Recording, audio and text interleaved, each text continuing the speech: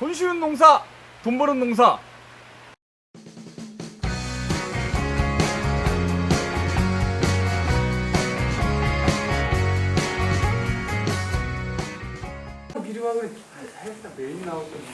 안녕하십니까. 금방 소개받았는데 실은 뭐 지금 나는 농사꾼이다 고문으로 활동하고 있고요. 네, 지금 처음으로 고문 역할을 처음 하는 것 같습니다. 맡아놓고 술 마시러만 다녔고 그래서 저를 모르시는 분은 거의 없는 것 같고 몇 분 처음 뵙는 분이 내가 이제 기억을 못하는 분인지 한 분, 두 분 정도 계신 것 같은데 어쨌든 반갑습니다. 그리고 그 아까 이제 정보 중에 농약회사는 안 다녔고요. 예.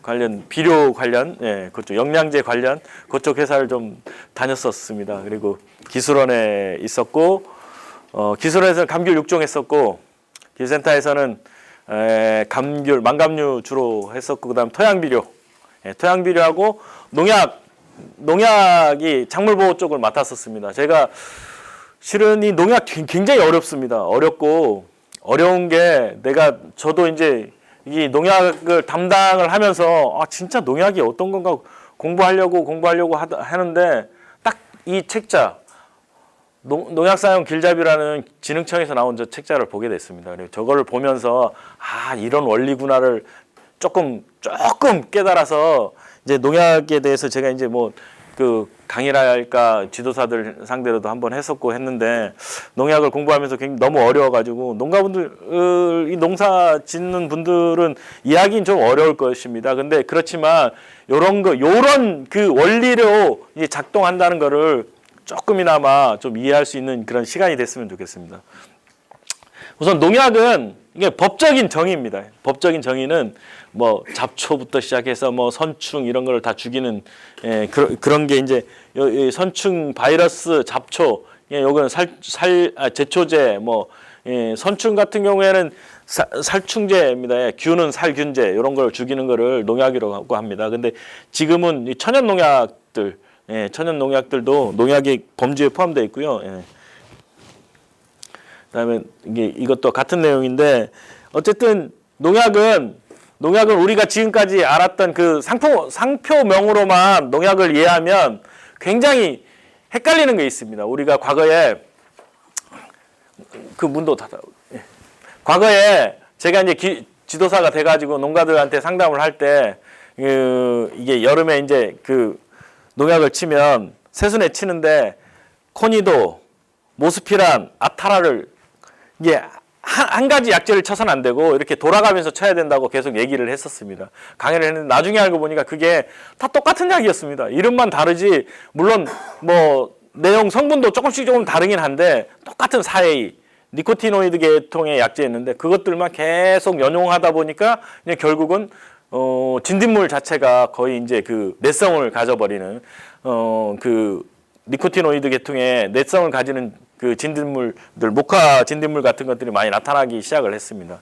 근데 그런 것 때문에 처음에 농약을 몰랐을 때 그랬고 공부하다 보니까 이게 내가 진짜 모르는 상태에서 이렇게 얘기를 했구나. 누가 가르쳐주는 사람도 없었습니다. 가르쳐주는 사람도 없고 그래서 그렇게 무지해서 생각을 했기 때문에 나중에 공부를 하면서 이 상품명보다 성분명을 이렇게 자꾸 되뇌이면서 공부하다 보니까 이게 더 쉬웠습니다. 더 쉬웠고 대충 상표만 보면 무슨 약인다 이렇게 알 수 있는 정도가 됐습니다. 그래서 될 수 있으면 상표명보다 성분명으로 기억을 하는 게 좋습니다. 농약의 종류는 이런 것들이 있습니다. 식독제, 침투성 살충제, 유인제, 기피제 이런데 우리가 알고 있는 살충제는 대부분이 침투 이행성입니다. 그러니까 모스피란을 치면 맞아서도 죽지만 식물체가 흡수해가지고 이게 즙을 빨아먹어도 죽습니다. 이런 것들은 대부분이 이런 침투 이행성 제초제들 그 살충제를 쓰는 것들은 살균제들은 거의 대부분 침투 이행성이고요. 왜냐하면 균이 안에 들어가 있기 때문에 균을 죽이려면 식물체 안으로 침투를 시켜야 됩니다. 그래서 침투 이행성이고 살충제 같은 경우에는 이 흡줍하는 것들은 전부 다 침투 이행성으로 해서 흡줍을 해서 죽이기 안 맞아도 그러니까 진딧물은 이파리를 말아가지고 속에 있는 것들은 또 이제 안 죽을 수가 있거든요. 그렇게 했을 때 이렇게 이제 침투 유행성 살충제를 하고, 그다음에 식독제들은 이제 주로 나방류 이빨을 갉아먹는 애들은 먹으면 속에서 이제 독을 일으켜가지고 죽게 하는 식독제를 씁니다. 살균제는 보호살균제 같은 경우 보로덱 해가지고 병원균이 침투하지 못하도록 하는 그런 역할을 하는 거고, 직접 살균제는 들어가 있는 병을 죽이는 역할을 합니다. 그래서 보로도액 같은 경우에 이 보호살균제, 보로도액이나 구리제 같은 경우에는 병이 발생하기 전에 쳐야 됩니다. 그래서 우리가 보로도액을 치는 시기는 4월달, 옛날에는 4월달 이게 발화하기 전에 썼습니다. 왜냐하면 얘가 이제 순이 나오면 순이 어렸을 때는 순을 이제 피해가 오기 때문에 쳤는데, 이제는 워낙 기술이 좋아지고 분쇄능도 좋아지고 해서 그 정제능이 좋아졌기 때문에 순이 나온 상태에서 이렇게 치게 됩니다. 근데 보통 이게 그 세균성병인 궤양병이 발생해서 움직이는 시기가 온도가 한 6월 초 정도가 되기 때문에 한 6월 초에 병이 발병하는데 그 발병하는 잠복 기간이 한 2주 정도 됩니다. 그래서 5월 중순에 보통 노지에서는 노지 기준으로 했을 때 보호살균제 보로덱을 5월 중순에 쳐줘야지 6월 달 가면 늦을 수가 있습니다. 특히 5월 중순에 바람이 불었다, 바람이 강하게 불어서 상처가 났다 했을 때는 반드시 보로덱을 5월 중순에 쳐줘야 됩니다. 주변에 이제 하귤나무라든지 뭐 이 작감류들이 있어서 궤양병에 좀 민감한 애들이 있는 경우에는 보호살균제를 쳐줘야 됩니다. 직접 살균제들은 우리가 알고 있는 것들은 뭐 여기 항생 물질들, 이게 그 베노밀은 잘 아시지 않습니까? 항생 물질은 뭐 그 농용수인 수화제라든지 이런 것들이 균을 죽이는 겁니다. 네. 그다음에 뭐 그 제초제는 제초제는 또 선택성과 비선택성, 우리가 알고 있는 것들은 대부분 이사디는 잘 안 치잖아요. 감귤나무에 등록도 안 돼 있습니다. 이게 옥신제 호르몬들인데, 이게 옥신 같은 경우는 밝은 촉진이라든지 뭐 이게 숙기 조절이나 이런 거, 이게 개화 조절이나 그런 데 쓰이는데, 이거를 고농도로 치게 되면 뿌리 발근이라든지 이런 걸 못하게 해서 죽습니다. 근데 이사디를 치게 되면 그 외떡잎식물, 벽과식물들, 잔디 같은 건 안 죽고 쌍떡잎식물, 그것만 죽이는 선택성 제초제입니다. 이게 벼보리 같은 경우는 안 죽습니다. 이사디를 치면. 그렇게 해서 선택성, 비선택성이, 파라쿼트는 이거는 우리가 이제 잘 알고 있는 그 없어진 그라목손입니다. 그라목손 같은 경우에는 그냥 치면 맞은 데만 죽습니다. 그러니 선택성하고 비선택성, 그럼 또 이제 더 깊게 들어가면 선택성 중에서도 선택 이행성이냐, 선택 비이행성이냐, 그다음 비선택성 중에서도 그 접촉성이냐 아니면 이행성이냐. 이행성은 대부분이 뿌리를 죽이는 놈들이고, 뿌리를 죽여가지고 그 쓰러뜨리는 그 근사미 같은 것들이고, 이게 그 선택성 제초의 접촉성 제초에는 그 바스타 이런 계통들의 그 지상부만 죽이는 계통들입니다. 그리고 뭐 광학성 저해제들이 쭉 있는데, 이거는 뭐 작용점에 관한 것들입니다. 뭐 한번 읽어보시면 되고, 처리 시기는 뭐 이것도 이제 경협 처리는 건 나와 있는 걸 죽이는 거고, 토양 처리제는 그 요새 이제 나오는 것들 중에 밭작물 하는 것 중에 씨를 뿌려놓고 그 위로 제초를 딱 쳐버립니다. 스톰프 같은 제초를 치면, 분재를 치면, 얘네들은 그 식물이 그 제초제가 그 풀들이 이렇게 올라오는 그 배축 옆에 이제 줄기에 작용을 해가지고 쓰러뜨려서 죽이는 그런 작용을 하는 것들이 대부분입니다.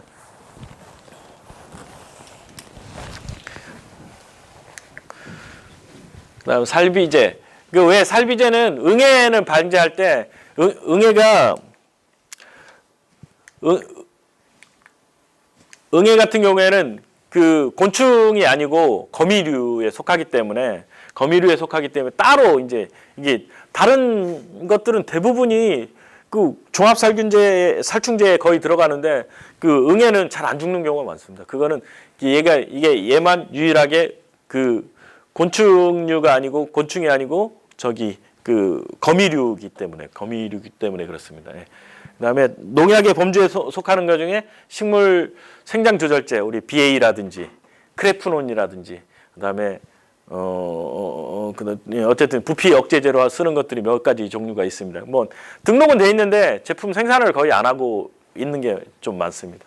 그다음에 보조제, 전착제, 용제, 뭐 유화제 이런 것들은 좀 뒤에서 다시 설명하겠습니다. 뭐 살서제 이런 이 살서제는 이거는 그 우리가 이제 그 쉽게 말하면 이게 쥐약인데 쥐약도 농약의 이제 한 부류에 속해 가지고 이렇게 농약의 제형. 우리 솔직히 농약을 치면서 유제는 어떤 건지 액제는 어떤 건지 수용제, 수화제 이게 내용이 나오는데 이게 뭔 말인지 잘 모르지 않습니까? 근데 이게 읽어도 잘 이해가 잘 안 되는데 유제는 기름처럼 이게 유탁시키는 겁니다. 물에 안 녹는 거. 물에 안 녹는 거를 기름이라든지 이런 게 녹여가지고 물에 안 녹으면 유기용매나 알코올이라든지 뭐 에탄올이라든지 아니면 알코올 종류 중에서도 그 메탄올이라든지 이런 거에 녹여가지고 이걸 녹여가지고 이제 이렇게 녹이면 또 안정성이 떨어지기 때문에 기름하고 혼합해가지고 유탁시키는 겁니다. 이게 물에 녹는 게 아니고 물에 타면 물하고 이 유화제가 들어가는 계면활성제하고 유화제가 들어가는 게 뭐냐면 물에 잘 섞이도록 우유빛깔 나서 막 쫙 섞이게 물에 녹는 건 아닙니다. 예, 그런 게 유제. 이런 것들은 가장 중요한 게 뭐냐면 이런 것들은 우리가 농가 입장에서는 굉장히 핸들링하기 좋은데 농약 타기도 좋고 다 좋은데 판매하는 입장에서는 이거를 이동하기 굉장히 어렵습니다. 얘네들은 포장을 해서 이동하는 게 아니고 원재를 사와야 되는데 드럼통에 엄청 크게 해가지고 무게도 무겁고 그걸 사와야 되지 않습니까? 근데 분재 같은 경우에는 따로따로 이렇게 분해해서 사올 수 있는데 이게 이동하는데 굉장히 제약도 있고 어려움이 있습니다. 유제.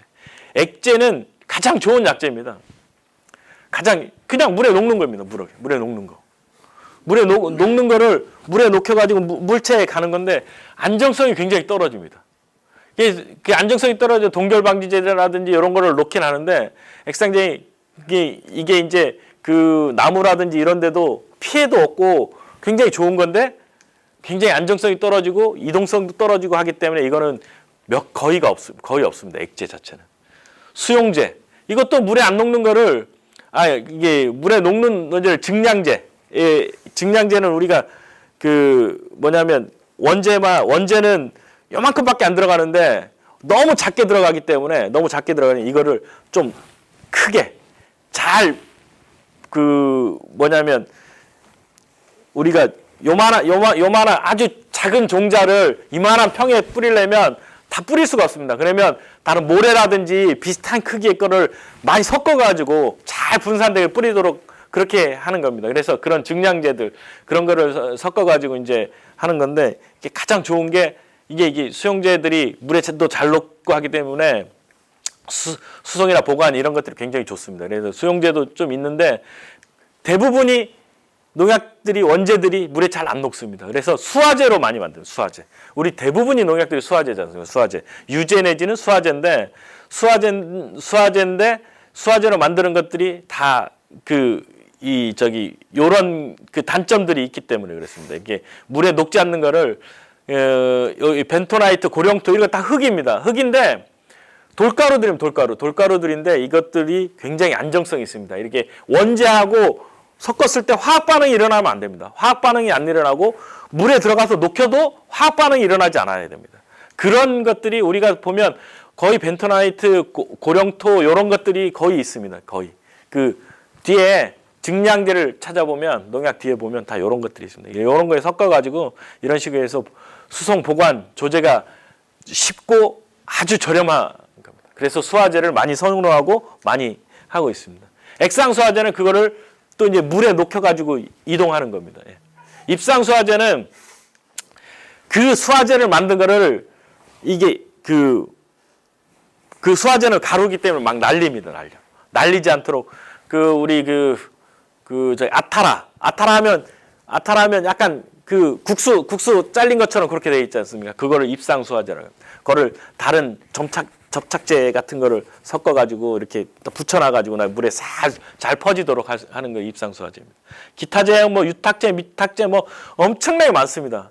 우리가 배울 때는 옛날에는 여기까지만 있고 몇 뒤에 거는 무슨 유탁제, 미탁제 이거에 대해서는 거의 안 배웠었는데 이게 종류가 너무 많아서 잘 이해도 잘 안 됐습니다. 요 정도만 아시면 되고요. 그다음에 계면활성제입니다. 계면활성제를 왜 따로 이렇게 떼서 놨냐면 아까 위에도 있었지만 우리가 이게 그 계면활성제 하면 이게 뭐냐면 전착제, 이게 그 유화제, 수분제, 전착제. 유화제는 기름 성분 같은 게 잘 퍼지도록 하는 게 이제 계면활성제라는 건 위에도 써져 있지만 물과도 어울리고 기름과도 어울리는 겁니다. 양쪽에 그 양파를 다 두 개의 면에서 활성을 나타내는 게 계면활성제입니다. 그러니까 그 수분층, 유분층을 다 어우르는 거. 그러니까 우리가 보면 기름은 물에 안 섞이는데 퐁퐁이를 딱 하면 기름이 빠져나가잖아요. 그게 뭐냐면 퐁퐁이가 기름하고 이렇게 다 결합을 합니다. 근데 그놈은 한쪽은 또 물하고도 결합하는 그 이온을 갖고 있습니다. 그래서 기름을 싹 잡고 물에 씻겨서 쫙 내려가는 겁니다.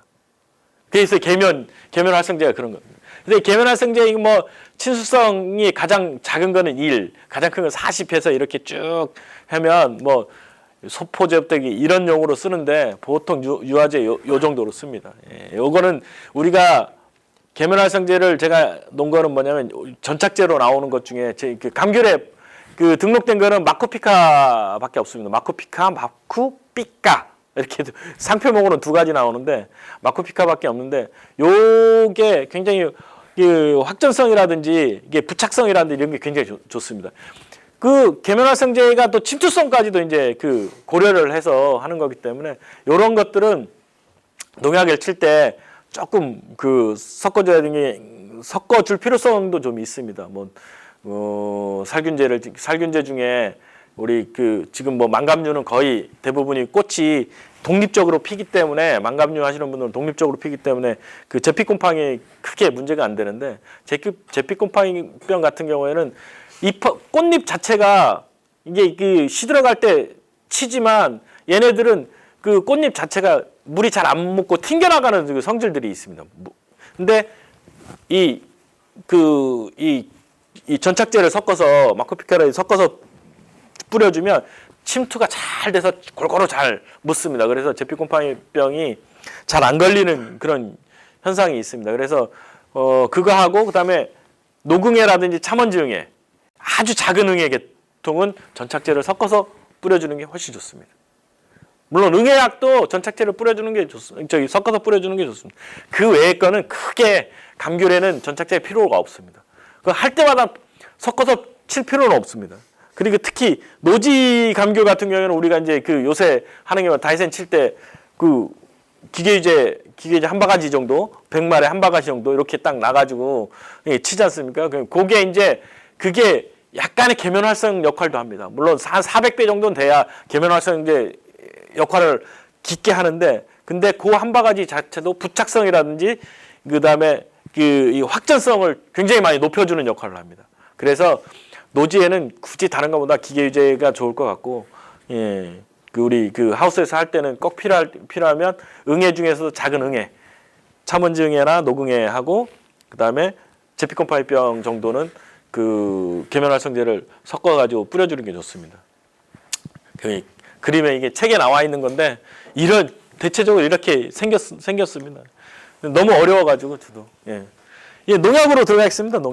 농약은 처음에는 원시농약 시대에는 농약인지 뭔지 모르고 그냥 잡아서 죽이는 시대였고, 무기농약 시대에 이제 보르도액을 대표로 하는데 그게 이제 발생해서 2세대 합성 농약. 이게 뭐냐면 우리가 그 천연 농약 중에 피레스, 제충국에 있는 성분이 피레테닐이라는 성분인데 그거를 인공적으로 합성을 해내게 됩니다. 그거를 치는 게 합성 피레스로이드계라는 3A, 그 형태의 농약을 만들면서 합성 농약 시대가 이제 열려서 이제 딱 가는데, 생물 농약 이렇게 한 게 뭐냐, 앞으로 생물 농약으로 갈 것이냐. 글쎄 이게 저는 제가 죽을 때까지는 생물 농약 시대까지는 못 갈 것 같고요. 어쨌든 그 합성 농약 중에서도 그 인체에 덜 해로운 쪽으로 가지 않겠냐 생각을 하고 있습니다. 이거는 나중에 한번 읽어보십시오. 이게 그 특성은 뭐냐면 호흡저해, 호흡은 우리가 숨 쉬는 것도 호흡이지만 실제적으로 여기 나오는 호흡이라는 거는 세포 내 호흡. 세포 내 호흡은 에너지 대사를 하는 게 뭐냐면 옛날 기억을 대사를 보면 미토콘드리아라는 게 있습니다. 에너지를 생산하는 거. 예, 거기에서 실제적으로 우리가 먹은 밥이라니 탄수화물을 태워가지고 탄소 C를 하나를 산소를 붙여가서 날려버리면서 에너지 그 포도당 1몰이 37 ATP 그거를 생산해내는데 그 생산하는 과정에 이제 그 미토콘드리아에서 발생을 합니다. 발생하는데 거기에 해당되는 겁니다. 거기에 해당되는 그 호흡이기 때문에 그 호흡 저해에는 균도 있고 충도 있고 제초도 다 있습니다. 근데 여기 생합성 저해 보면 그 충이 없습니다. 그리고 다음에 보면 또 이제 그 광합성 저해는 광합성을 하는 거는 균은 우리가 알고 있는 세균들은 전부 다 그 기생하는 균류들이기 때문에 여기도 광합성 그 엽록소가 없습니다. 근데 제초제는 우리가 알고 있는 제초제는 풀을 죽이는 거기 때문에 광합성이 있습니다. 거기에 이제 관계된 거. 그다음에 세포분열 저해는 이거는 세포분열을 이렇게 해서 그 핵 자체 두 개를 당겨주는 방추사를 형성하는 마이크로 튜브를 생합성을 억제한다든지 뭐 그 정의를 바꿔버려 가지고 이걸 못 잡아서 당기게 한다든지 그런 역할을 하는데 이게 왜 살충제는 없느냐면 살충제가 있으면 사람에도 굉장한 영향을 줄 수가 있습니다. 그래서 전체적으로 이 살충제라든지 농약들은 굉장히 효과 있는 농약들이 굉장히 많습니다. 그렇지만 왜 효과 있는 농약이 많지만 안 되느냐면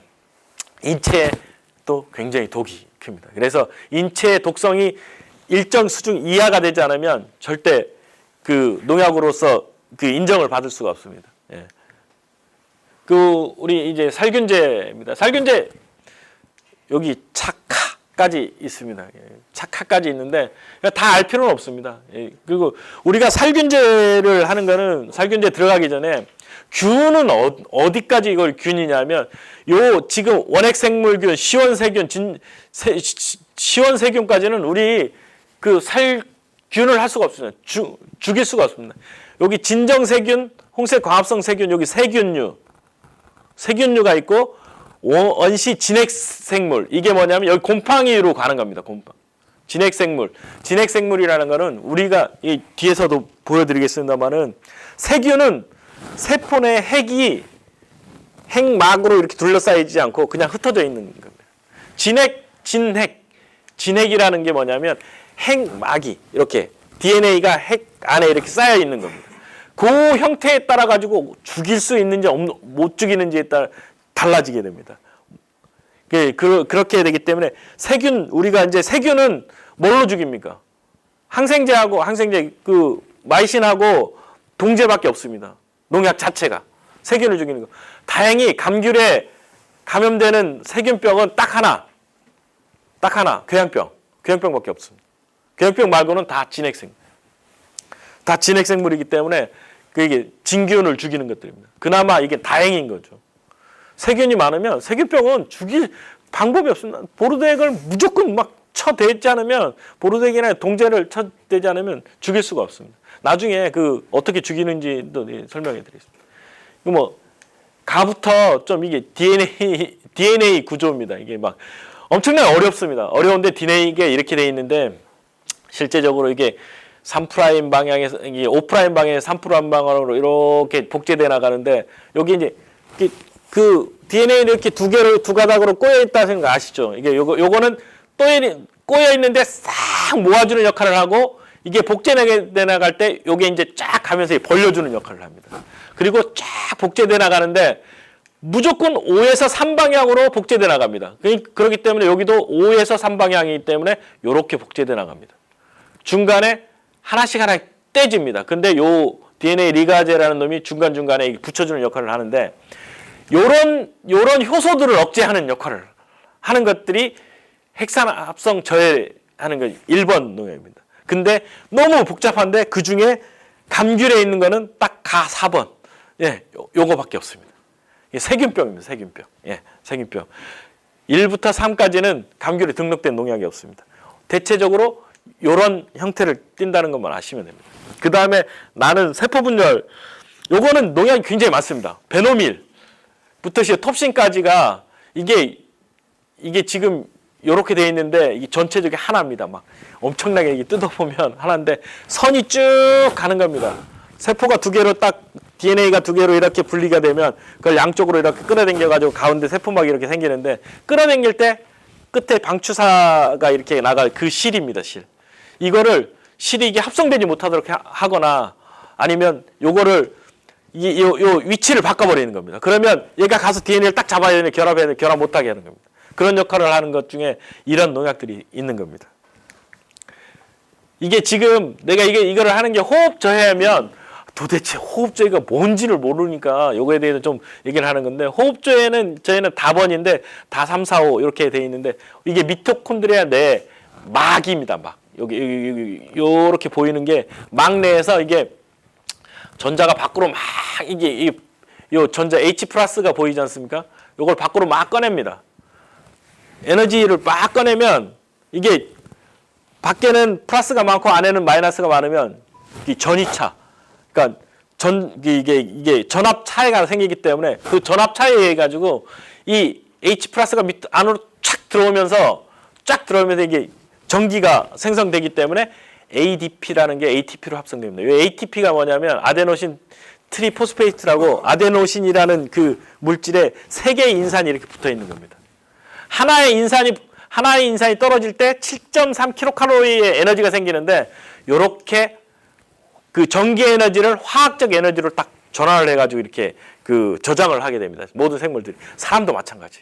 그게 이게 내가 말할 때 움직일 때마다 요 인산 하나가 딱 떨어지면서 7.3kcal의 에너지가 생기면서 우리가 말을 하는 겁니다. 그리고 추우면 떨 때도 다 여기에서 이제 에너지가 생겨서 다 이제 하는 건데 요렇게 에너지를 생성하는데 요거 자체를 차단한다든지 여기에 나가는 거를 여기서 이제 밖으로 나가는 거를 차단한다든지 요런 게 호흡 저해입니다. 요런 역할을 하는 게 중에 여기 이제 스트로빈이라는 거 다 3번. 크레속신 메틸, 헤비치 뭐 이런 거 저장병 약들. 예, 요런 것들이 있고 뭐 다 2번도 세로탄 이런 것들을 다 들어봤던 농약들을 주로 이제 썼습니다. 그럼 다 5번은 프론사이드 이런 계통들입니다. 그래서 이 곰팡이병 중에 치료하는 것 중에 이제 호흡제 이 약들이 좀 많습니다. 그다음에 이게 라버는 뭐냐면 이게 항생제. 그 아미노산 단백질 합성 제외하는 거는 이게 항생제로서 요거는 대부분이 세균병을 죽이는 것들입니다. 대부분 다 스트레토마이신 계통이라든지 아니면 가스가마이신 다 마이신입니다. 마이신. 이게 단백질 합성을 저해하는 건데 예. 요거를 단백질 합성을 저해해서 어떻게 죽이는지는 좀 이따 말씀드리겠습니다. 뭐 신호 도입 저해라. 이거는 뭐냐면 호르몬이 딱 오면 이게 호르몬을 딱 잡아가지고 이걸 가가지고 자극을 줘야 되는데 이 신호가 딱 오는 거를 막아버리는 겁니다. 그럼 호르몬 해가지고 너는 무슨 단백질을 형성해가지고 외부에서 오는 침투하는 그 뭐 추위를 막아라 이렇게 딱 명령을 내리는데 중간에 딱 차단시켜버리면 이게 중간에 차단시켜버리면 더 이상 그 단백질 생성이 안 되기 때문에 그래서 죽는 겁니다. 예, 세균은 이렇게 생겼습니다. 이렇게 생겼는데 이게 핵인데 이게 DNA인데 이렇게 돌아다닙니다. 원형 DNA. 그리고 더 중요한 거는 뭐냐면 세포막이 이렇게 두꺼운 놈이 있는가 하면 세포막이 이렇게 얇은 놈이 있습니다. 다행히 세포막이 얇은 놈들은 또 죽이기가 또 힘들어요. 세포막이 두꺼운 놈들은 우리 그 옛날 생물 시간에 배웠는데 그람 양성, 그람 음성인데 세포막이 두꺼운 놈들은 그람 음성이라고 바이올렛 그 색소를 딱 붙이면 얘가 이제 보라색으로 딱 나타나고 얘네 보라색으로 나타나지 않습니다. 근데 나타나는데 요 세포막이 두꺼우면 얘네들은 뭐냐면 그 마이신이라든지 마이신이 어떤 역할을 하냐면 단백질 합성 저해한다고 했지 않습니까? 요게 이제 단백질을 합성을 해가지고 여기 단백질을 합성해가지고 그렇다면 요게 이제 해가지고 이걸 두께를 엄청 두껍게 딱 만들어가지고 외부에서 물이 침투라든지 이런 걸 딱 막아줘야 되는데 마이신을 딱 치면 이게 요거를 그 생합성, 이 단백질 생합성을 저해하기 때문에 벽 자체가 두꺼운 게 얇아집니다. 그러면 이 안으로 물이 침투하고 해서 얘네들이 그 물 속에 하면 팅팅 불어가지고 터져 죽습니다. 그런 역할을 하는 거고, 그 다음에 우리 동제를 살포를 하면 이게 세포막에서 이렇게 플러스 이온, 수소 이온을 밖으로 막 내칩니다. 내쳐가지고 요 안으로, 여기 이게 쫙 들어가면서 이제 전기, 여기는 마이너스가 되고 여기 밖에는 플러스가 이온이 많으니까 전압 차이해 가지고 이렇게 에너지를 ATP로 합성을 하는데, 그 보로도액을 치면 구리가 이렇게 구리가 양이온이지 않습니까? 요게 항상 있는 겁니다. 항상 쭉 있으니까 수소가 안 나갔는데도, 자기 에너지 생산을 수소를 안 내보내는데도 계속 전이차가 위에가 생기는 거예요. 전이차가 생기니까 얘가 막 미쳐서 죽는 겁니다. 자기는 자기 스스로 에너지를 생산을 해야 되는데 주변에 수소 이온이 막 있어 버리니까 요 가기 전 이걸 밖으로 내보내 가지고 전이차를 만들어야 되는데, 그렇기도 전에 전이차가 다 생겨 버리는 겁니다. 이게 자꾸 수소 이온이 안으로 들어가려고 하고 해서 얘네들이 또 이제 에너지 대사 이제 저항으로 해서 죽게 됩니다. 예. 그래서 이것들이 밖에 이렇게 있으면 그 보로도액은 밖에 이렇게 도포되어 있기 때문에 균이 침투를 못해서 예방 그 보호 살균을 하는 겁니다. 그다음 지질 생합성 뭐 저해라든지 막스테롤 생합성 저해 이런 것들이 있는데, 이런 것들은 뭐 이게 사 같은 게, 바 같은 경우는 거의 감귤에 등록돼 있지 않고, 사 같은 경우는 좀 많이 있습니다. 무슨 미나졸 이런 것들이 있는데, 이런 것들은 프로겐 이런 것들이 확실한 살림꾼 이런 것들이 있어. 사일이 살균제에 보면 아까 봤던 다하고 사가 굉장히 많습니다. 그리고 이게 2개 이상의 그 타점을 갖는 것들이 많습니다.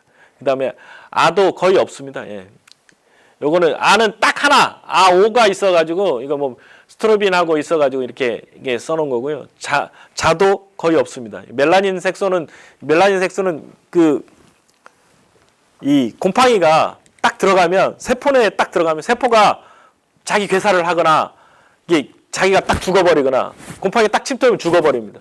그 죽는 거를 막는 게 뭐냐면 멜라닌 색소인데, 그 멜라닌 색소를 합성하는 거를 저해해버립니다. 그러면 딱 들어가면 병이 침투했구나 해서 그 세포가 딱 괴사를 해버리면 더 이상 침투를 못하도록, 자기 방어, 식물도 자기 방어, 자기 면역 기능이 있습니다. 그래서 1차 면역이라고 하는데, 자기 면역 반응 중에 과민 반응이라고 해가지고 자기 이제 세포 괴사가 있는데, 그 괴사를 못하도록 하는 게 이 멜라닌인데, 그 멜라닌 합성을 못하게 해버리면 딱 들어가는 순간 세포가 죽어버리고 하기 때문에 더 이상 병이 진전 안 되도록 하는 그런 작용을 하는 것들입니다. 차도 이게 딱 하나 요거 있습니다. 비온. 이거는 그 궤양병약 하나 있고요. 예. 카가 이제 다점제 2개 이상인데, 무기 유황제, 뭐 다이센, 델란 이런 것들이 다, 안트라콜 뭐 이런 것들이 다 여기, 이게 벨쿠트, 베프라니, 이미노타딘 계열이라든지 뭐 이게 망코제부 계열이라든지 이런 것들이 전부 다 카에 속합니다. 이거는 실제적으로 보호살균제인데 정확한 작용점을 잘 모릅니다. 근데 작용점이 하나가 아니고 2개 이상입니다. 특히 이 다이센 같은 경우에는, 망코제부 같은 경우에는 이 2개 이상이기 때문에 지금까지 몇십 년을 썼는데도 내성이 안 생기는 것 중에 하나가 이런 것들입니다. 특히 다이센 같은 경우에는 그 포자 발화를, 그 포자에서 이게 발화기가 딱 나올 때 작용을 해버리기 때문에, 그 비가 딱 오면 빗물이 딱 묻은데 그 흑점병균이 딱 들어가면 이게 포자에서 발화를 하려고 하는데, 일정 농도의 거기에 이제 미리 우리가 다이센을 쳐서 놔뒀기 때문에 녹아 나와서 물에 녹아 있습니다. 근데 얘네들이 발화를 해야 세포내로 들어갈 건데, 발화를 하려고 할 때 작용을 하기 때문에 발화를 못해서 더 이상 못하게 병이 진전이 없는 겁니다. 다이센 같은 경우. 예, 그런 역할들을 하는 겁니다. 예, 여기까지가 이제 살균제이고, 살충제는 또 이제 오늘 또 이제 공부하다 보니까 29번도 있더라고요. 29번. 그리고 이 20번도 하나가 20번이었는데 다른 쪽으로 또 이동을 했더라고요. 이게 자꾸 이제 변하는 게, 이게 책이 2014년도 책인가? 그 책에 있었는데 다시 오늘 이제 하다 보니까 그렇게 해서 나중에 가면서 이제 말씀드리겠습니다. 세균은 아까는 그 IRAC라고 이런 그 단체가 있습니다. 여기에서 이제 지금 살충제는 인섹트니까 I고 저기는 FRAC 살균제는 펀지고 그다음 밑에 그 제초제는 원래 이제 FRAC 아니야 HRAC 해가지고 허브 이렇게 돼서 이렇게 분류 체계를 거의 대부분 여기를 따르고 있습니다. 이렇게 이 사이트 들어가면 이렇게 다 화학기록이 딱 나옵니다. 나오는데 실은 화학기록 저도 모릅니다. 이걸 뭐 하나를 알기 위해 가지고 진짜 그 생물학을 공부하다 보면 아 화학이 모자라 화학 공부하다 보면 화학이 모자라서 물리학을 공부하다 보니까 아무것도 된 거 없더라라고 생물학 책에 써져 있었습니다. 생물학을 공부하는데 너무 화학이 몰라서 했는데 대충 이런 게 있구나만 이해하고 넘어가는 지금 이게 좀 잘 안 보이는데 나중에 보면 이걸 왜 이걸 했냐면 우리가 이제 나중에도 알겠지만 파리목, 노린재목, 매미목에는 진딧물, 깍지벌레, 매미 이런 것들이 있다라는 걸. 나중에 보면 왜 매미목 요거를 써놨는지를 설명드리겠습니다. 이게 신경입니다. 곤충은 신경이 있으면 탁 건들면 얘가 반응을 합니다. 왜냐하면 이 신경이 사람이랑 똑같은 신경이 있기 때문에. 신경에는 두 가지 신경 전달 방법은 두 가지가 있는데 화학적 전달, 그 다음에 전기적 전달이 있습니다. 이게 다 신경작용제. 신경작용제 중에 이 화학적 전달은 요로 여기 나와가지고 여기에서 끝에서 이렇게 화학물질이 나와가지고 다음 요 뉴런으로 이제 이 하나의 단위를 뉴런이라고 하는데 요 뉴런으로 이렇게 전달해주는 역할을 합니다. 그러면 여기서 또 이렇게 가서 여기서 또 가고 해서 뇌까지 전달되는 역할을 합니다. 그 다음, 요거는 이따가 설명해. 그 다음 하나의 설명 방법은 전기적 신호입니다. 우리가 뜨거워! 딱 하는데 이게 화학적으로 가다 보면 너무 늦습니다. 전기가 가는데 전기적으로 플러스 마이너스 쭉 가는데 근데 여기에 보면 이 고무같이 이렇게 절연체 같은 게 있습니다. 이거를 왜 이게 있냐면 빨리 가야 되기 때문에 요만큼 가면 뛰어넘고 해서 뇌까지 빨리 가기 위한 그런 역할을 합니다. 그 역할을 할 때는 이게 나트륨이 확 안으로 쏟아 들어오면 위에가 마이너스 됐다가 칼슘이 쫙 빠져나가면 플러스로 또 쫙 바뀝니다. 이게 해서 처음에는 이렇게 플러스로 있다가 탁 때리면 이게 자극이 딱 오면 나트륨이 안으로 쫙 들어가게 됩니다. 나트륨이 안으로 쫙 들어가면 마이너스로 쫙 바뀌고 마이너스로 바뀌게 되면 칼슘이 이렇게 쭉 나오게 됩니다. 이게 모식도로 나타난 게 이렇게 이게 칼슘하고 나트륨 펌프 이런 식으로 해가지고 이게 쫙 써놨는데 잘 읽어보시면 대충 어떻게 해서 왔다 갔다 하는지 그거에 대한 내용이 들어가 있습니다. 이게 핵심입니다. 이게 살충제 중에 가장 많은 게 신경작용제입니다. 신경하고 가는 작용제입니다. 이게 뭐 1번 같은 경우에는 1번은 우리 유기인계나 이제 그 계통이 뭐냐면 얘네들이 여기서 요 화학물질이 딱 나오면 요게 딱 작용을 해서 문이 딱 열리고 다른 신호물질들이 다 들어갑니다. 들어가면 요게 뭐냐면 아세틸콜린이라는 놈인데 아세트하고 콜린으로 이렇게 분해가 되지 않으면 계속 자극을 줘가지고 계속 아프다를 계속 보낼 거 아닙니까? 그래서 딱 전달하고 나면 요거를 아세티콜린을 아세트산하고 콜린으로 이렇게 분해하는 역할을 하는 게 아세틸콜린 에스트라제라는 겁니다. 요 놈이 그거를 두 개로 딱 분리시켜줘야지 자극이 더 이상 안 갑니다. 자극을 한번 딱 줬는데 딱 맞았는데 계속 맞는 느낌이 계속 뇌에서 있게끔 하는 게 그겁니다.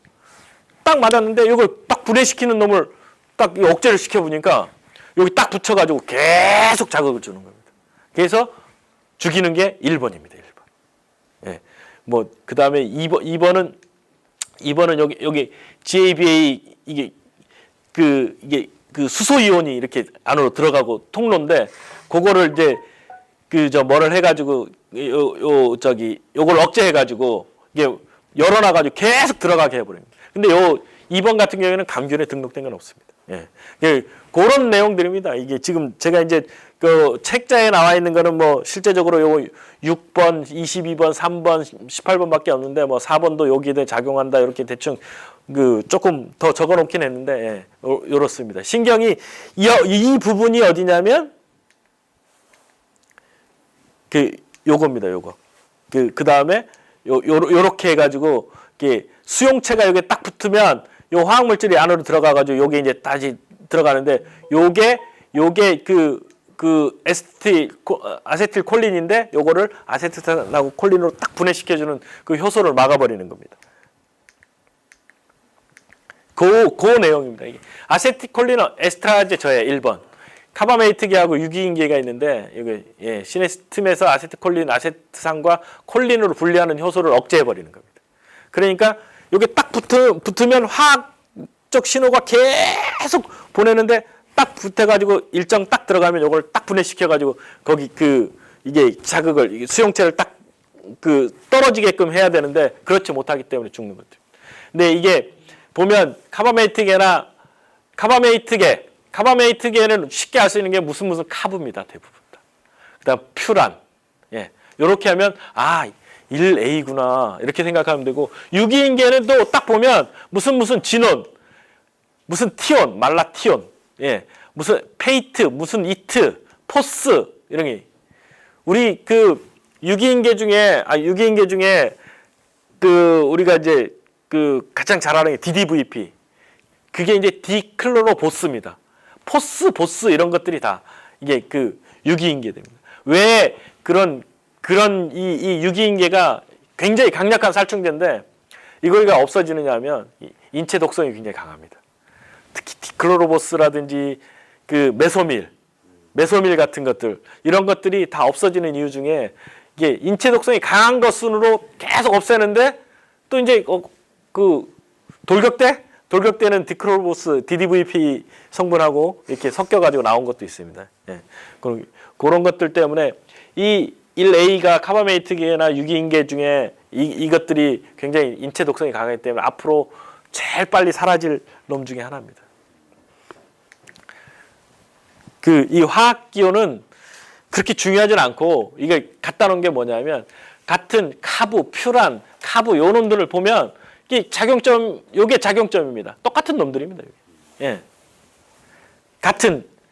그러면 왜 유기인계냐면 유기라는 건 이 탄소가 있는 게 유기입니다. 유기가 있고 인이 가운데 피가 가운데 있어서 이렇게 있는 게 유기인계입니다. 이게 살충을 하는 작용점입니다. 그다음에 2번은 과다한 신경을 방출하도 유도하는 건데 이거는 감귤에 등록된 약제가 없습니다. 3번 아까도 이게 나트륨 통로 보셨죠? 이게 뭐냐면 통로 조질 아까 이제 자극이 딱 주면 나트륨이 들어가서 딱 전기를 돌리면 칼슘이 딱 나오고 한 다음에 나중에는 나트륨이 나오고 칼륨이 들어갑니다. 그래서 정상적인 위치. 원래 탈북의 상태는 나트륨이 쭉 있고 안에는 칼륨이 쫙 있는 상태에서 나트륨이 탁 들어가면서 마이너스가 됐다가 칼륨이 딱 나왔다가 결국에는 다시 역전해가지고 회복 상태로 가면 나트륨하고 칼륨하고 쭉 이렇게 가는 상태가 되는데 요거를 열린 상태로 유지해버리면 계속 들어가는 게 얘가 이게 탈북 상태를 계속 유지하는 게 이게 뭐냐면 합성 피레스로이드계 제충국제입니다. 제충국제. 피레트린이라는 물질을 인공적으로 합성해가지고 만든 것들. 이거는 다 트린. 막 했는데 합성 피레스로이드는 거의 대부분 다 트린입니다. 요거는 합성 피레스로이드 계통이구나. 그렇게 생각하면 될 겁니다. 4번도 A, B, C, D, E까지 있나? 이렇게 돼 있는데 지금 제가 이게 옛날에 작성한 게 아까 공부하다가 또 본 게 뭐냐면 D, 4D가 또 이제 등록돼 있어. 4D가 뭐냐면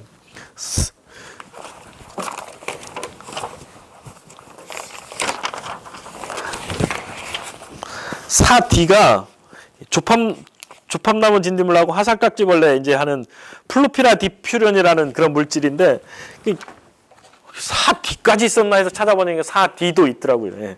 그래서 4D까지 있는데 요 4번은 다 아시죠, 이게.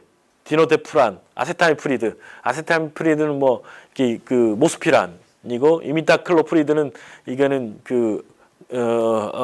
코니도. 디오맥토삼은 이거는 아타라. 그다음에 요거는 오신인가? 이렇게 있고. 이게 4C는 설폭사프로로는 이게 우리 스트레이트하고 이게 우리 그다음 슈퍼펀치에 이제 들어있는 물질입니다. 이게 이런 것들이 이거는 대부분 진딧물하고 위에 4A 계통은 다 진딧물하고 귤, 나박류까지 다 죽이는 거고 이 설폭사플로로 얘는 매미목들만 죽입니다. 그러니까 진딧물하고 깍지벌레 계통이 보통 이렇게 흡집하는 거기 때문에 깍지벌레는 얘네들도 어느 정도 다 깍지벌레는 다 작용을 합니다. 근데 그 설폭사플로로는 4C 같은 경우는 대부분이 깍지벌레하고 진딧물에만.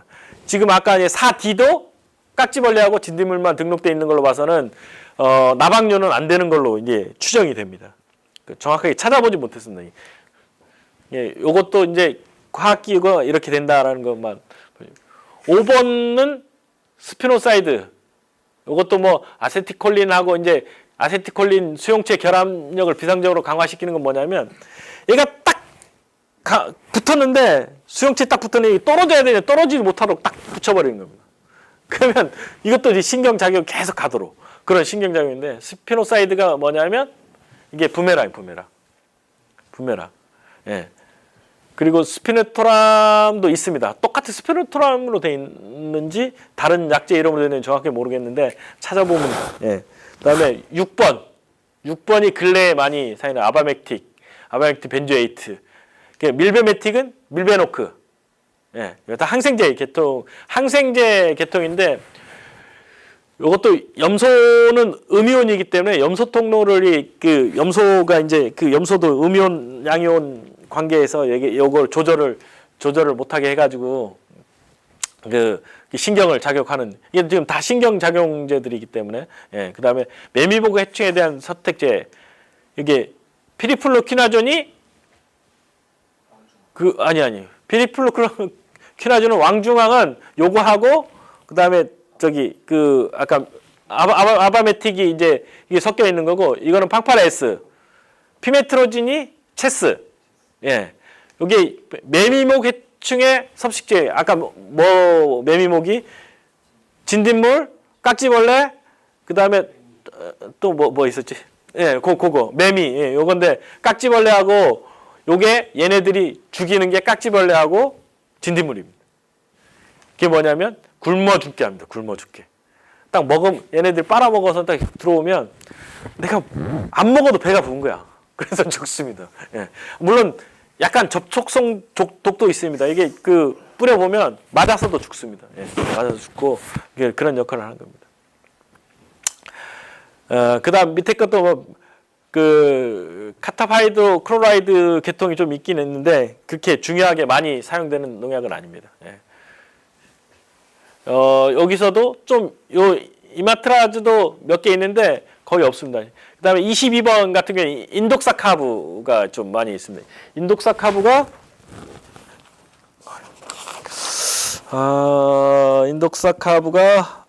아바타 이렇게 나박약입니다. 나박약. 예, 나박약. 요것들은 대부분 나박약들이고 28번은 또 이제 많이 쓰는 약들. 크로란트라 닐리프롤이 이게 뭐냐면 나박약 중에 아니요. 알타코아, 프레바톤. 예. 알타코아하고 프레바톤 계통들입니다. 얘네들이 이 칼슘이온은 우리 근육하고 많이 관계가 됩니다. 근육이 이렇게 탁 접혔다가 떨어졌다가 할 때 칼슘 이온이 이제 꼭 필요합니다. 그 칼슘 이온하고 이제 관계되는 역할을 하는 건데, 네. 그래서 요거는 조금만 맞아도 얘네들이 근육 수축 한쪽이 막 수축돼 되기 때문에 이제 조금만 맞아도 죽는 그런 굉장히 나방에 굉장히 특효약인 약재들입니다. 유약 호르몬은 뭐냐면 다 여기서 설명드리겠습니다. 이게 뭐냐면 곤충의 뇌입니다.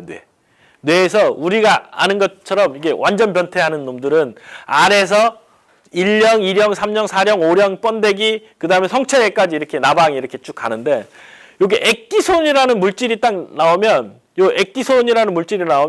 요게 이제 요거를 점점 크게 하고 탈피, 옷을 벗어가지고 새 옷이 생기도록 하는 게 액티손이 점점 액티손 양이 많아지면 번데기가 되고 결국은 성체가 되고, 유충 호르몬, 유약 호르몬 JR이 점점 줄어들어야 성체가 됩니다. 근데 요거는 피리프로시펜은 이거는 뭐냐면 이 유약 호르몬하고 유사물질이야. 이 유사물질이라 가지고 얘는 분비가 점점 줄어드는데 걔를 딱 치면 이게 어린 놈이 커야 되는데 탈피를 해야 되는데 탈피 못하도록 막아버리는 역할. 반대로 18번은 뭐냐면 탈피 호르몬 수용체 기능 항진시켜가지고 빨리 그냥 에디슨 해가지고 막 빨리 옷을 벗게 쪼그랗게 해가지고 좀 먹어거네 옷을 벗어거네 새로 커져야 하는데 그냥 빨리 옷 뺏겨버리는 겁니다. 그래서 죽이는 거예요. 그렇게 죽이는 겁니다. 뭐 이런 거는 훈증제이기 때문에 그리고 응애류 생장 저해는 응애약들입니다. 대부분이. 그다음에 O형 키틴 생합성제 요거는 15형 같은 경우에는 다 나방약입니다. 나방약인데 키틴이라는 거는 우리가 곤충은 전부 다 껍질이 다 키틴질. 키토산의 전구물질이 키틴인데 개껍데기는 키틴에 칼슘이 이제 첨가되어 있어서 딱딱해지는 거고 그다음에 곤충류는 칼슘이 많이 없기 때문에 말랑말랑합니다. 근데 곤충 껍데기로도 키토산을 만들 수가 있어요. 근데 이제 그 키틴질인데 그 키틴을 이게 수분이라든지 이런 걸 막는 그 키틴 껍데기를 만드는데 이게 더 이상 진전되지 않도록 더 만들어 이게 여러 단계가 있는데 첫 번째 단계에서 제지를 시켜버립니다. 그럼 더 이상 진행되지 않도록. 근데 요거는 요소계, 우레아계라고 합니다. 요소계 다 루론, 주론, 누론 다 루론으로 끝나면 이 새끼는 나방약이구나. 근데 얘가 키틴 생합성을 저해하기 때문에 얘는 어떤 데도 좀 효과가 있느냐면 총체벌레라든지 이런 것들도 총체벌레도 커가거든요. 커갈 때 옷을 벗어 가는데 옷 벗을 때 키틴질 그 껍질을 만들어내는데 그런 거를 못 만들도록 하기 때문에 그런 효과가 좀 있습니다. 16번도 키틴 생합성 제인데 프로페진이라는 요 물질은 뭐냐면 얘는 독특하게 깍지벌레는 다른 게 아니고 요것도 이게 생합성 이게 키틴을 생합성을 저해하는데 두 번째 단계에서 저해를 합니다. 근데 다른 것들은 깍지벌레 잘 안 듣는데 얘만 잘 들어. 그래서 뷰프로페진 들어가면 전부 다 깍지벌레 약입니다. 뷰프로페진 16번. 딱 하나, 16번에 딱 하나인데 모든 깍지벌레를 보면 단독으로는 안 들어갑니다. 아스타미프리드, 뷰프로페진 하면 검객, 이런 식으로 다 혼용되어 있는데 깍지벌레 약은 전부 다 뷰프로페진입니다. 물론 1B, 유기인계도 있습니다. 유기인계 단독으로 되어 있는 깍지벌레 약들도 있는데 대부분이 거의 90% 이상이 뷰프로페진이 들어가면 깍지벌레 약이구나. 그리고 총체벌레도 어느 정도 들겠구나. 얘도 키틴 생합성을 억제하면 총체벌레도 어느 정도 듭니다. 요거는 별로 중요하지 않습니다. 그다음에 23번 약제도 좀 중요한 약제들이 좀 많이 있는데 23번이 약제가 이게 요게 지금 지질 생합성 제외하는 것 중에 요게 엠비도고 요게 이제 모벤토입니다. 요거는 좀 제가 이제 이 지질 생합성 과정은 이게 생화학적인 과정은 제가 잘 모릅니다. 근데 요런 데서 여기 지질 생합성 하는데 이게 아세틸 코에이가 이렇게 그 기능하는데 이제 어떤 저해하는 역할을 하는구나. 근데 요거는 응애약이 주로 쓰이는 것들. 그다음에 세포막 파괴는 이거는 BT제들은 그 좀 비싼 약들이고 요거는 거의 대부분 우리가 쓸 일이 거의 없습니다. 감기류에 등록이 돼 있지 않고 요거는 쓰는 사람들은 그 친환경 하시는 분들 그 채소라든지 이런 데 이제 주로 쓰는 것들이고 그다음 7번 같은 경우에 미토콘드리아 ATP 합성 호수 저해 요건 대부분이 다 응애약들입니다. 호흡 저해 약들은 그 나중에 여기 약제는 조금 첨가해서 올리겠습니다. 다시 이게 아까 미토콘드리아 그 작용인데 앞에서 본 거랑 좀 비슷하지 않습니까? 이게 수소 이온이 나가고 들어오고 하는데 이 에너지 대사를 하는데 유기주석계 요거 에너지 대사를 해서 ADP가 ATP로 생성되는데 막아버리는 역할을 하고 요거 수정을 했었는데 안 됐네. 요거 예 요런 역할을 하는 것들이 있습니다. 이게 다 이게 그 내용들입니다. 예. 예, 클로로피나프르 그다음에 20번 요것들은 그냥 좀 읽어 보십시오. 이게 좀 어렵습니다. 그 내용 자체가 지금 하나 여기서 잘못 새로 바뀐 게 있었는데 29번으로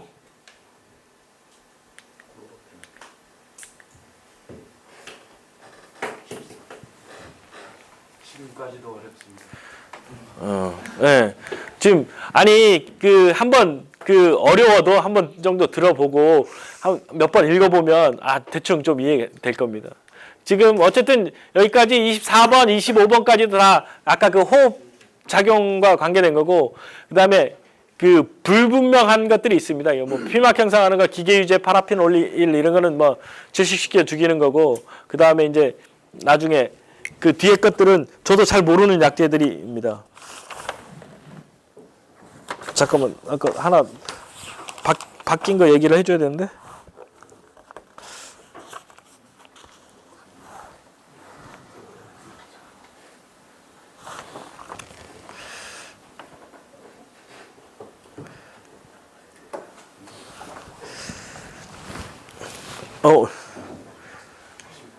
요거 비페나제이트는 요거는 아크라마이트인데 요게 20번으로 이제 그 작용 기장이 20번으로 간 걸로 이제 판단이 됐습니다.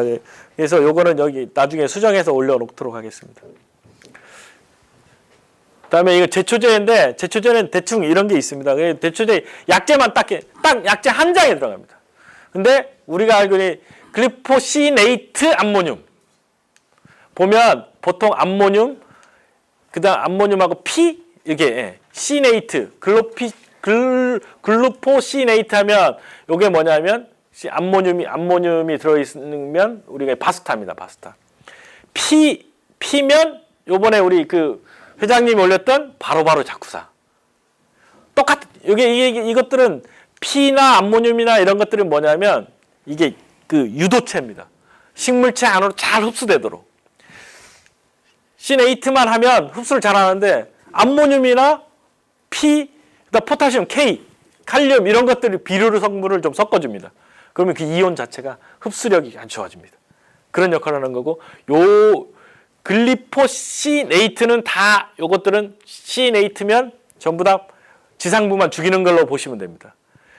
글리포시네이트하고 그 다음에 글리포세이트 세이트 암모늄 하면 이게 뭐냐면 이게 그 근사미 계통들 다 뿌리까지 죽이는 겁니다. 요로 위에는 시네이트는 요것들은 지상부만 죽이는 거고 요거는 밑에 세이트는 뿌리를 죽이는 겁니다. 여기도 보면 암모늄이냐 그다음에 또 이제 이소프로필아민이 글리포세이트 이소프로필아민이 근사미입니다. 근사미. 예.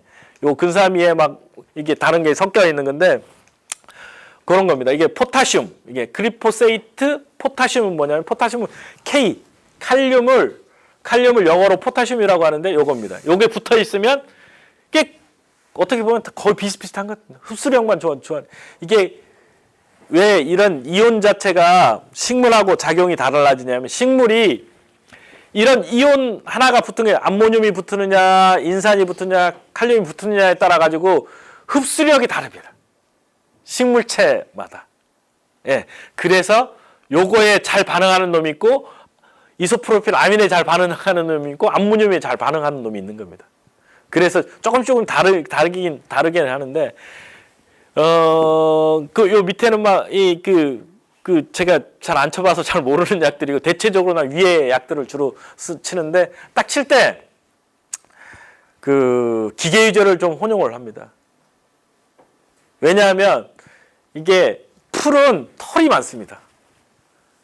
털이 많기 때문에 이게 전착제를 쓴다든지 아니면 기계 유저를 치면 기계 유저 한 400배 정도는 항상 혼용해서 저 제초를 치거든요. 털이 많기 때문에 잘 안 들어갑니다. 얘네들이 흡수하는 데가 엽록소입니다. 엽록소.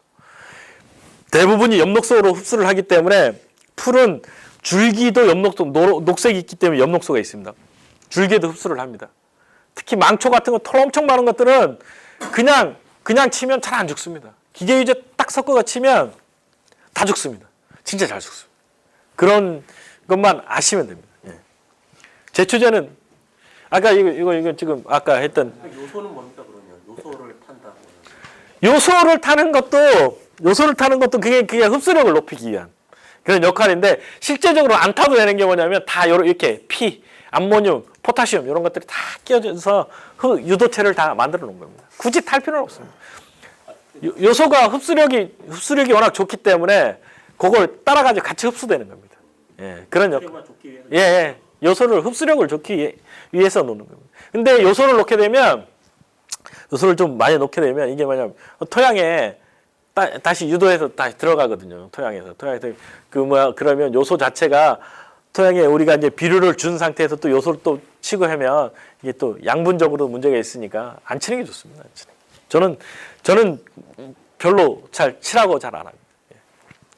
요거로 이제 공부를 했고 이거를 내가 이제 올려주고 싶은데 이거는 진흥청에서 만든 거라 가지고 함부로 이제 올릴 수가 없어서 나중에 필요하신 분은 회장님 하면 복사해 드릴 겁니다. 이게 뭐 아까도 얘기했지만 이게 지금 이렇게 간단하게 정리된 거를 이렇게 해서 왔지만 실제적으로 밴드에는 엑셀로 다 정리해 가지고 올려놨습니다. 이게 살충제, 살균제, 제초제 따로 해가지고 살균제도 병해충별로 뭐 흑점병은 흑점병별로 쫙 했고 종합적으로 다 해놨고 살충제도 응애, 진딧물 이렇게 해서 다 나눠가지고 다 해놨고 종합적으로 다 찾을 수 있도록 다 만들어놨기 때문에 거기에서 엑셀 다운받아서 보시면 됩니다. 예. 그 내용이고 그다음에 우리가 이제 이게 농약 안전 사용 지침서라는 책인데 그 책으로 이제 많이 이제 감귤에 등록돼 있는지 어떻게 치는지에 대해서 몇 미리를 치는지 여기 다 나와. 근데 이거는 꼭 책자를 볼 필요는 없습니다. 보면 여기 이 농약 봉지 이게 전부 다 나와 있습니다. 똑같은 내용 자체가. 그러니까 또 이제 우리 강승우 회원이 얘기한 대로 살균제는 뚜껑도 보라색, 표지도 보라색입니다. 이게. 예? 분홍색. 색깔 개념이 좀 없어서. 예. 그리고 또 딱 보면 살충제는 품목명 딱 나와 있고 작용기구 A5 예, 딱 나와 있습니다. A5 예, 나와 있고 그 다음에 이게 이렇게 보면 다 나와 있습니다. 감귤에 쳐도 되는지 쫙 보니까 감귤 없어. 치면 안 됩니다. 예, 포름 이게 역병약이기 때문에 예. 그다음 프레바톤 하면 살충제는 녹색. 예, 녹색인데 보면 적용 병해충에 감귤이 딱 있고 예, 3회 이내 쳐야 되고 28번 예, 지질 생합성 뭐 관련된 거고 해서 이게 빨간 글씨로 써진 거는 반드시 읽어보십시오. 이거는 주의 사항이기 때문에 예.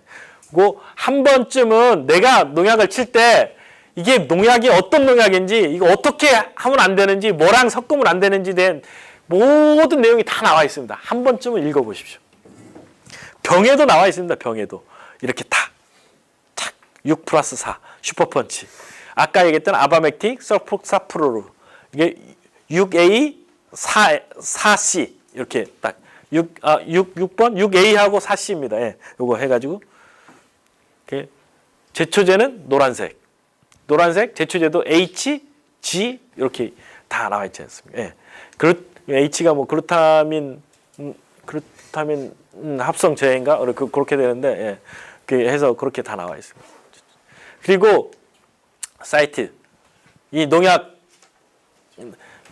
안전 사용 관련돼 가지고 농약 정보 사이트가 있습니다. 여기 가서 여기에 감귤해서 딱 감귤 농약 쫙 나오고 내가 상표명으로 쳐도 쫙 나오고 품목명으로 쳐도 다 나옵니다. 궁금하실 때 여기 가서 하면 농약에 대한 정보를 얻을 수 있습니다. 야, 이상 마치겠습니다.